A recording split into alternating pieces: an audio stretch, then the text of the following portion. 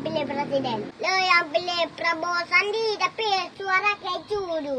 Kula Panjuri Dumi. Yang ke Jokowi, tamam-tamam yang ke Prabowo. Kurang-kurang yang ke bau mina pun ada syai. Tak kata pu kah bocahnya. Ni betul ke pegah. Tiba nunggu Salman pu betul lagi bocah pegah. Ya tunggu betul lagi bocah pegah. Nah lo kalian happy lo. Itulah ke Prabowo berakhir waktu. Ya kayak perkara KPU kedua. Dan pilih serta puplosa. Itulah puplah oleh KPU. Dan macam-macam dumi. Iban cara umi.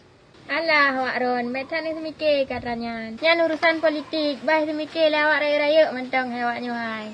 Awak Ron mantau but-but, nak fikir ke but mentang berjarum. Nak buka mana?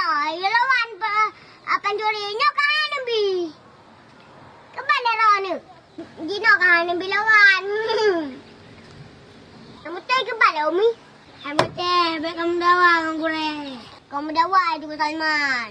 Tapi mina nak lawan Panjurian, itu suara rakyat. Maka juga presiden kapun yang pun terbakri. Menya penipu juga presiden, sampai-sampai je pengen rakyat.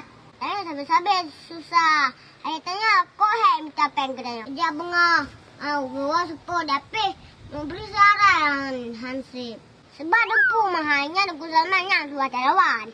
Betul sih bocah.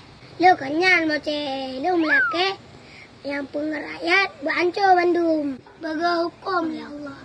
Dah lo melake sampai-sampai Prabowo beliau presiden. Supaya berezik banyak gua dalam Indonesia. Yang menanci dari bahar. Beli penjara. Lo sampai lo buka babi. Lo menoa babi ibu menang Prabowo. Supaya habis ni gua korin dia kuka. Lo nak you undang kena sih gua. Jut umi. Jut. Yang jut umi ya. Dari sini lagi awak Ron pegah. Lon hana lah ikut info terbaru, maka dia hana lon dupu. Kamu ngah umi nak kalian si gagak apa ya? Yang kemenang, nah HP baik gaduh kalian game. Kalian yang penting-penting, yang lagi awak Ron kalian. Yang awak Ron kah betul.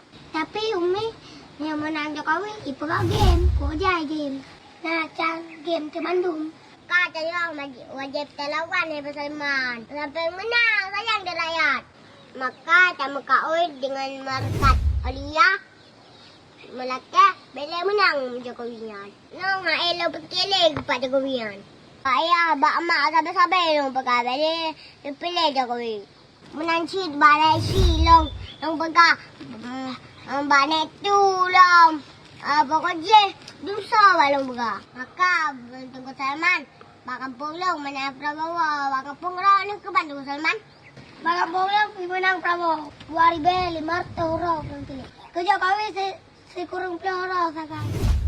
Nyampe kadang macam orang tua, ane kalau dok tahu Jokowi. Engkau Tunggu Salman lah, sengaja mungkin. Kebau mi, habis buat dah kaji tutup. Oh, kaji betul. Pingah dah sambung lah.